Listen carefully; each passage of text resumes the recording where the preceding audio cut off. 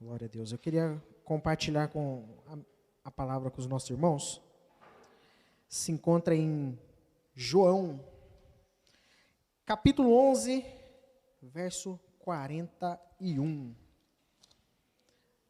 Para você que está aí em casa, e para você também que está aqui na igreja também, quero dizer para você que no final do culto, nós faremos aqui uma grande oração, viu? Então, você que está aí na internet, se você puder compartilhar, então compartilhe com todas aquelas pessoas que você deseja fazer uma oração. Para você que está assistindo também, pode compartilhar para os parentes, para os amigos. Vamos fazer uma grande corrente de oração no final do culto. Então, João, capítulo 11, verso 41. Diz assim, ó. Tiraram então a pedra, e Jesus, levantando os olhos para o céu, e disse: Pai, graças te dou por me ouvistes. Graças te dou por me ouvistes. Pode se assentar? Então, quero falar um pouquinho que nós temos que, primeiramente, agradecer. Foi o que Jesus, nesse verso, ele nos ensinou muito bem. Jesus agradeceu pelo que Deus já tinha feito já. Não por causa daquele momento específico, mas pelo que o Senhor já tinha feito. Esses são pessoas com corações gratos.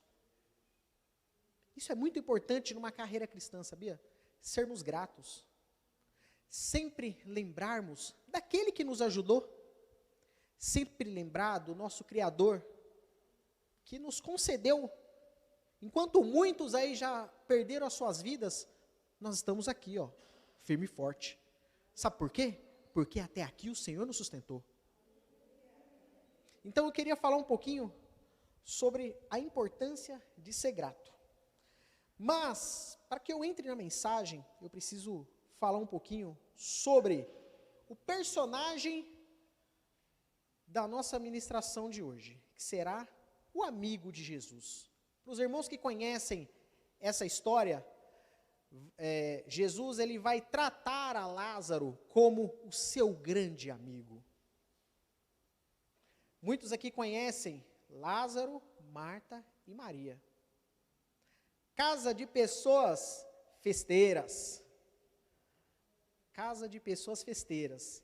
E essas pessoas festeiras, Jesus tinha o prazer de ir na casa dessas pessoas. Como nós podemos imaginar a recepção de Jesus? Olha, Jesus se sentia um verdadeiro príncipe nessa casa. Marta, Maria e a Lázaro. Jesus, toda vez que iria a Betânia, Jesus passava na casa de Lázaro, Maria e Marta.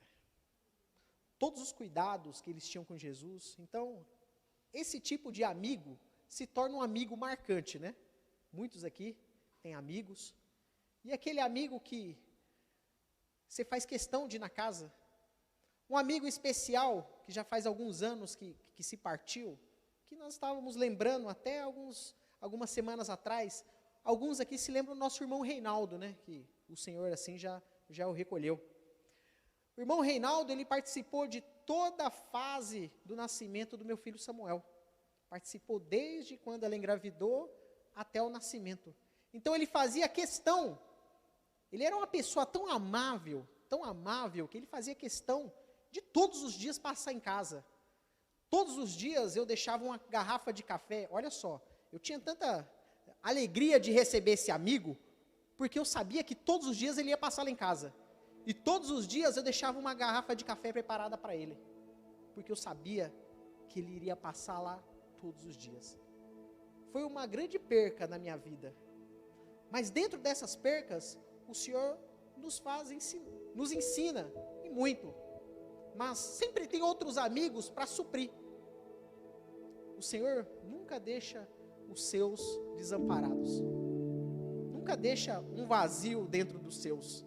Então, Jesus consegue preencher com novas amizades.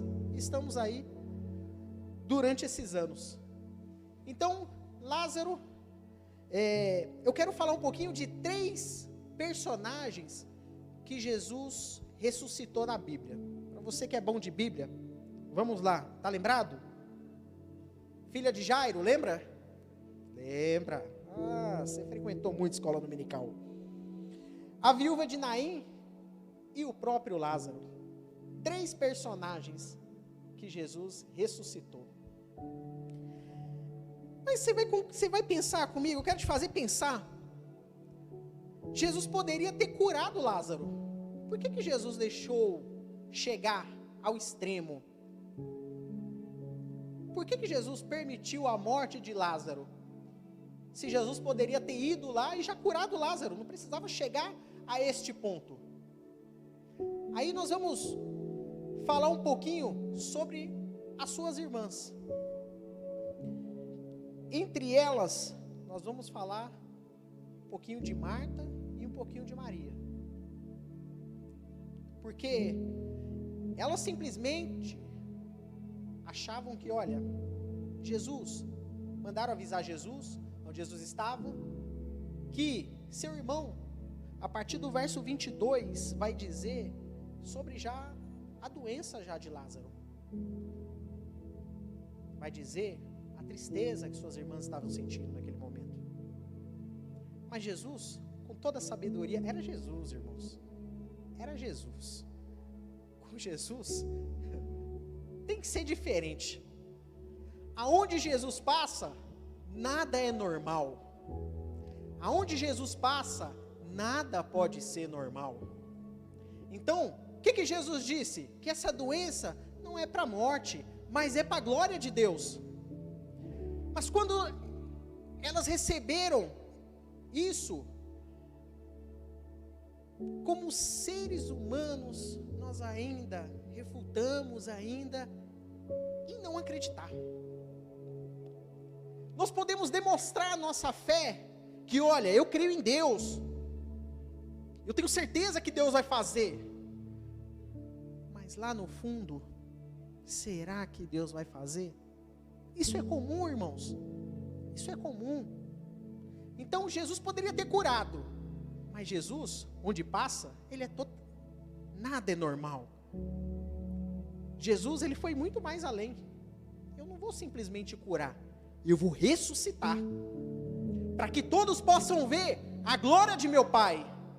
Essa é a diferença de Jesus. Não pode ser.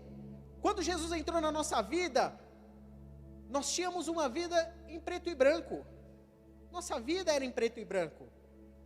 Mas depois que nós tivemos o encontro com Jesus, que aonde passa não se torna normal, nós vivemos hoje uma vida a cores, né?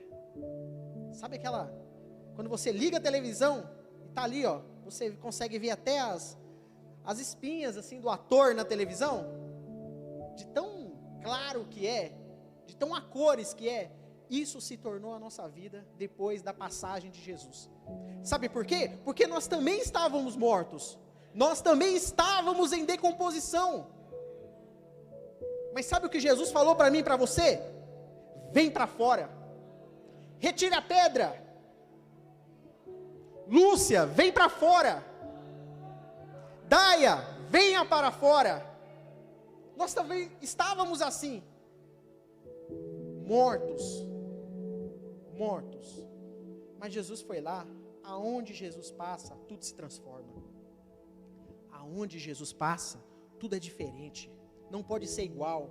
A nossa vida não pode ser da mesma maneira quando nós encontramos com Jesus. Então Lázaro foi esse personagem que Jesus mostrou a todos, aqueles que criam e aqueles que não criam, que tudo era para a glória de Deus.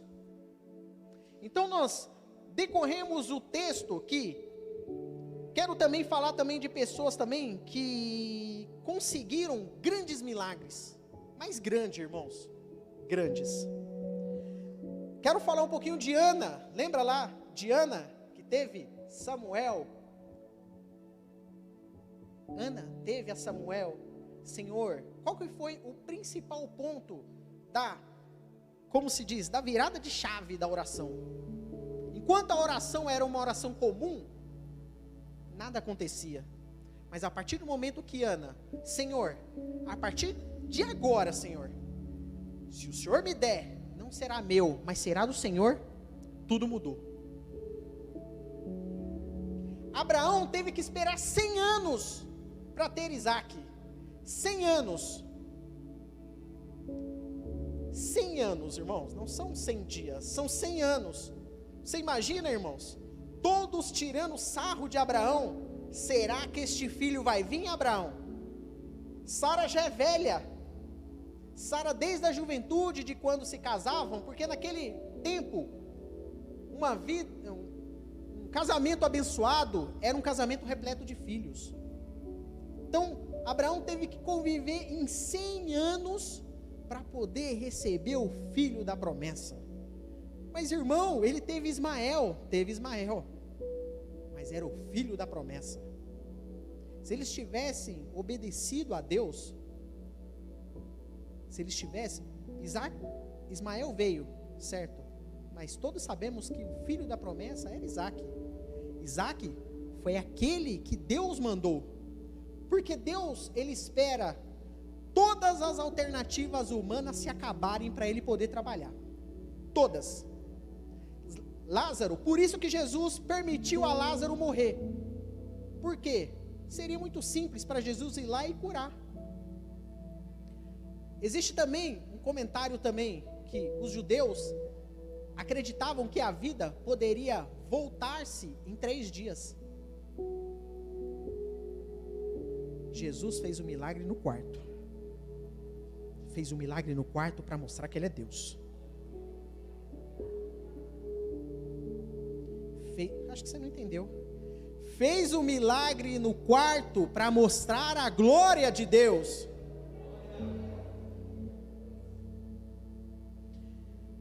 Nem todas as enfermidades, Jesus já tinha deixado bem claro, essa enfermidade não é para a morte, é para a vida. Nós acreditamos muitas das vezes que com uma dor no rim nós vamos morrer. Nós acreditamos muitas das vezes que o que estamos passando nunca vai passar. Abraão, Isaac e Jacó, os 3 ícones do Antigo Testamento, tiveram 3 coisas em comuns. Tiveram 3 coisas em comuns para ver manifesta a glória de Deus. Sara era estéril, Rebeca era estéril, Raquel também foi estéril também. Abraão teve que esperar 100 anos para Isaac nascer. Isaac teve que esperar aproximadamente 50. Então, Deus simplesmente, para trabalhar na vida desses 3 ícones da Bíblia, ele teve que esperar todas as alternativas humanas se acabarem. Sara, por exemplo, chegou um momento que Sara não ovulava mais. Aí que você pode ver que o milagre é muito maior. É muito maior. Então todos eles tiveram que passar por essa situação para ter um relacionamento com o Senhor. Não é que eles não tinham um relacionamento, eles tinham sim. Mas Deus queria eles mais próximo. Como se diz, você escuta muito no Antigo Testamento, se falar face a face. Nós também precisamos também ter com Deus esse relacionamento. No momento que a gente entrar em oração, ter esse relacionamento face a face. É difícil? É difícil. Eu sei que 3 horas da manhã, você assim como eu, somos seres humanos, o sono quer tomar conta. Imagina, 3 horas da manhã, irmãos. Esses dias que está frio, não está? É duro orar, né? Tem uns ainda que são corajosos de colocar o joelho no chão, né, pastor? Mas não é fácil. A vida com Cristo é uma vida cheia de sacrifícios. Para alcançarmos algo em Deus, precisamos assim dos sacrifícios. Nós precisamos sacrifícios diários. É isso que vai comover no coração do Pai. esses sacrifícios que comovem o coração do Pai. Então, para que Deus trabalhasse na vida, tinha que se esgotar todas as alternativas. A alternativa na história de Lázaro foi assim a sua morte, para que a glória pudesse ser manifesta. Suas irmãs já nem acreditavam mais. Senhor, já está em decomposição, Senhor, já cheira mal. Senhor, tenha fé. Não, eu tenho fé. Mas será que vai acontecer? Será que é isso mesmo? Nós precisamos a cada dia colocar nossa fé em ação. Precisamos disso todos os dias. Precisamos exercitar a nossa fé. Então, verso 4 vai falar que nem toda enfermidade é para a morte, mas sim para a glória de Deus. Então levaram Jesus até o local, e ao ver que havia uma pedra posta de frente à caverna, Jesus dá simplesmente a ordem: tira a pedra. Tira a pedra. A pedra, ela tem muitas representações, mas eu quero usar a principal aqui como o nosso coração.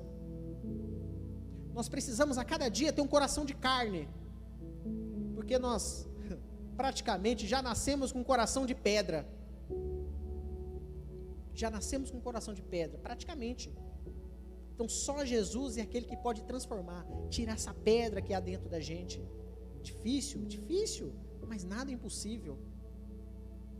Chegar com tanta alegria no culto. O culto é aquele momento, irmão, que a gente pode se esvaziar de si e se encher de Deus. Este aqui é o momento. Este é o momento. Chegamos muitas das vezes cansados, oprimidos, mas este aqui é o momento de realmente colocar em prática o nosso coração de carne. Se der vontade de chorar, chore. Chore. Em muitos anos, foi até engraçado, uns dias atrás, minha esposa me acompanhou aqui e ela nunca tinha me visto chorar, né? Ela, nossa, e me indagou, né? Nossa, mas tão difícil, nunca te vi chorar, nem no falecimento de pessoas, mas aqui na igreja, sabe? Se fulano de tal está cantando, você chora. Seu irmão do lado da glória, você chora. Mas sabe o que é? É Jesus preenchendo todo o espaço. Todo o espaço. Então, tire esse coração de pedra, coloque um coração de carne, um coração novo, rejuvenescido, sarado, lavado e remido pelo sangue de Cristo. Pedra tinha como objetivo de impedir o mau cheiro sair. Logo diz: Senhor, cheira mal, já faz 4 dias. Nós vemos aí, quando nós vemos falar que já cheirava mal, já fazem 4 dias, nós vemos aí a incredulidade. Incredulidade é algo que nos coloca para baixo. É algo que as coisas na nossa vida não andam com a incredulidade. Para Jesus, esse tipo de palavra, não vai haver milagre, não vai haver cura. Eu preciso crer que eu sirvo a um Deus que criou o céu e a terra, um Deus que é dono de tudo.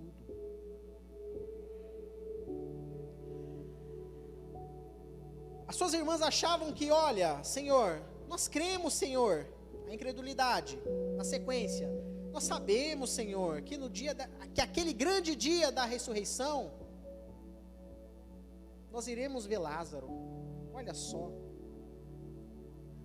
passaram tanto tempo com o Senhor. Muitas das vezes a incredulidade deixa a gente cego, sabia? Deixa a gente cega. Os problemas nos cegam. concordo com você. Mas naquele momento que você está cego, você tem que ser sábio, sábia. Opa, peraí, eu sirvo a um Deus. Esse Deus nunca me desamparou. Não vai ser agora que Deus não vai fazer. Eu já estou até aqui. Você imagina o quanto Deus já fez? Olha você aí. Quanto Deus já fez? Marta estava tão focada na dor, que ao mesmo tempo, ela tinha se esquecido dos versos anteriores, que saíram palavras dos próprios lábios do Senhor. Como? Eu sou a ressurreição e a vida. Se credes, verás a glória de Deus. Quem crê em mim, ainda que esteja morto, viverá. Então, você vê que Marta, ela não se atentou a essas palavras. O Senhor já tinha dito que se a gente crê nele, ele vai fazer. Disse que ele era a própria ressurreição e a vida. Entendo que no momento difícil, estamos com os ouvidos e com os olhos tapados. Mas precisamos agir com sabedoria. Sempre lembrar que servimos a um Deus, irmãos. Que Deus pode fazer. Deus faz. Deus faz. Por exemplo, irmão, mas você está falando coisas da Bíblia. Sim, Deus fez. E muito aqui. Mas se você vê nos dias de hoje, muitos viram aí acho que a mãe do Yudi, né? Sabe o que ele fez? Lembra lá que ele fez uma campanha de oração na frente do hospital? Todos os dias ajoelhado.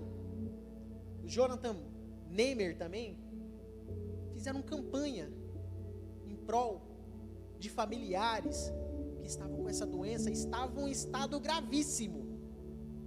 Estado gravíssimo.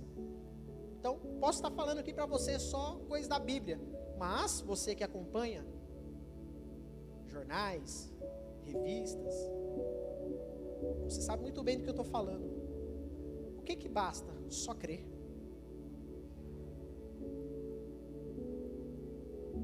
Só basta crer. Crer que o Senhor é aquele que pode fazer o impossível. Discorrendo o texto, o mesmo Jesus dizendo que vai fazer o milagre, a gente ouve Jesus dizer que vai fazer o milagre. A gente até gosta de ouvir que Deus vai fazer o milagre. A gente pula, dá glória, mas no fundo, difícil acreditar que Deus vai fazer o milagre. Difícil. Só tendo fé, colocando a fé em ação. Fé não é algo palpável. Fé é acreditar que Deus pode fazer o sobrenatural. O que para o homem é impossível, nós temos por obrigação. Se nós servimos a Deus, nós temos por obrigação sermos os primeiros a acreditar, Deus faz. O Deus que eu sirvo chama-se o Deus do impossível. Esse é o principal nome do Deus que eu sirvo, do Deus que nós servimos. Chama-se Deus do impossível. Jesus diz: Lázaro, sai para fora. Lázaro, sai para fora. Como eu disse no começo, nós um dia escutamos essa maravilhosa voz: Alexandre, vem para fora. Nós estávamos em um processo de decomposição, nós estávamos mortos, mas o Senhor foi que nos resgatou. O Senhor foi aquele que nos tirou do lixo e nos colocou de pé. Nós estávamos predestinados a ir para o inferno, mas um belo dia nós vimos aquela placa de conversão. Nós vimos essa placa, nós fomos chamados, nós fomos atraídos pelo Senhor. Sabe aquela coisa que muitos acham muito vago, mas eu acho uma das palavras maravilhosas: Deus tem uma obra na sua vida. Deus tem uma obra na sua vida. Nossa, mas isso é coisa que todo crente fala. Mas para você estar vivo, meu irmão, Deus teve que ter uma obra na sua vida. Deus teve que ter essa obra na vida. Então, o mundano muitas das vezes não entende isso. Não entende. Mas Deus tem uma obra na vida de todo mundo. Meu amado, minha amada. Se você está vivo até hoje, é porque Deus tem uma obra na sua vida. Senão você já teria partido daqui há muito tempo. Sai para fora. Não podemos ficar enjaulados, presos por pouca coisa. Devemos a cada dia ser gratos ao Senhor, porque o Senhor nos tirou. O Senhor deu a palavra de ordem: sai para fora. Isso aconteceu com Lázaro. Quando Jesus disse: vem para fora, todo inferno entendeu esse significado de vem para fora. Lá nas profundezas, quando foi dito vem para fora, todos entenderam. Olha, Lázaro, levanta, Lázaro, Jesus está te chamando. Que? Eu? Homem, Jesus está te chamando lá, ó. Jesus chamou Lázaro pelo nome. Venha, Lázaro. Venha, Lázaro. O mestre, ele ainda tem muito a trabalhar em nossas vidas. Tem muito a trabalhar em nossas vidas. Então, deixe Jesus ser o dono de si. Fale de Jesus. Fale de Jesus. Fale da obra que Jesus fez na sua vida. Meu irmão, mas eu não sei falar de Jesus. Você sabe. Tenho certeza que você sabe. Falar de Jesus é a mesma coisa de você falar daquela pessoa que você ama muito. Como você descreve aquela pessoa que você gosta muito? Fulano de tal é bênção, gente boa, boa índole, boa pessoa. Simples falar de Jesus. Escutei isso alguns anos atrás, de uma pessoa falando assim: olha, é simples falar de Jesus. Resuma uma pessoa que você ama muito. Não precisa de muito. Não precisa de muito para falar de Jesus. Nossa vida fala por si só. Quem nós somos fala por si só. Jesus é aquele, como eu disse, tira do lixo, coloca no luxo. Jesus é aquele, principalmente, aquele que muda caráter. Poxa, eu era um baita de um caloteiro, mas Jesus me curou. Hoje eu não sou mais. Você entendeu que antes de conhecer Jesus, todos eram, mas depois que conhece Jesus, hoje eu não sou mais. Tudo se transforma. Então nós devemos estar sempre atentos ao chamado do Mestre. Por quê? Porque Jesus nos chama.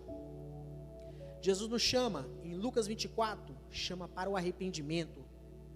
Jesus nos chama, em Mateus 4,18, para o serviço. Jesus nos chama para estarmos sempre vigiando, em Mateus 25. E Jesus nos chama para cuidar da nossa casa, em João 17:24. Cuidar dessa casa, que é templo do Espírito Santo. Templo do Espírito Santo. Templo do Espírito Santo. Cuide bem dessa casa. Cuide bem. Gosto muito de falar que você é alguém público.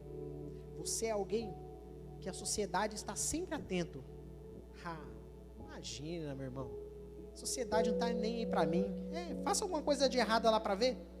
Faça alguma coisa de errada lá fora. Para você ter que escutar, e é crente. Ela é crente. Somos representantes de Deus aqui na terra. Somos representantes de Deus aqui na terra. Cuide desse templo. Cuide desse templo. Vigie os seus caminhos. Porque o Senhor já fez o mais difícil. Foi de te chamar para fora. o Senhor já cortou seu cabelo, te colocou vestes novas, você já está limpo, cheiroso. Então, agora, simplesmente nós precisamos servir. Servir. Amém? Uma salva de palmas.